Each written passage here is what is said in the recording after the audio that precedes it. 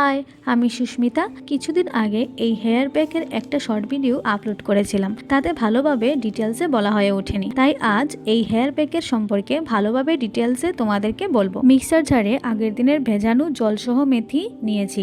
মেথি আমাদের চুলের জন্য কতটা গুরুত্বপূর্ণ সে তো আমরা সকলেই জানি। আর নিয়েছি 4 থেকে 5টা জবা ফুল।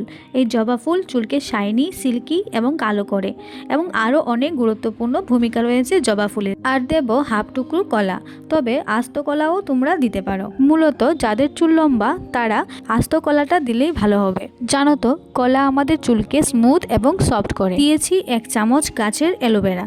অ্যালোভেরা আমাদের চুলের জন্য, স্কিনের জন্য অনেক উপকারী। এই অ্যালোভেরা চুলকে সিল্কি, শাইনি এবং খুশকি মুক্ত করতে সাহায্য করে। এবার এই সবকটা উপকরণকে একসাথে পেস্ট করে নেব। যেহেতু আমি এখানে লাল জবা দিয়েছি তাই কালারটাও লাল হয়েছে। এবার এই প্যাকটাকে আরও পাওয়ারফুল করার জন্য কিছু ইনগ্রিডিয়েন্টস অ্যাড করব। দেব 1 চামচ কাস্টার অয়েল আর একটা ভিটামিন ই ক্যাপসুল, যা আমাদের হেয়ার এবং স্কিনের জন্য খুবই উপকারী। এই দুটো ইনগ্রিডিয়েন্টসের উপকারিতা বলে শেষ করা যাবে না। একটা চামচ দিয়ে এই প্যাকটাকে এবার ভালো করে মিশিয়ে নেব।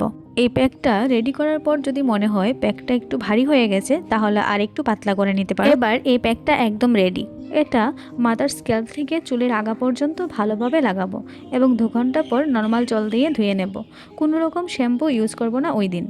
এই প্যাকের যথেষ্ট উপকারিতা রয়েছে, তোমরাও এভাবে বাড়িতে ট্রাই করতে পারো। আর হ্যাঁ, এই প্যাকটা কিন্তু ছেলে মেয়ে উভয়ই দিতে পারে।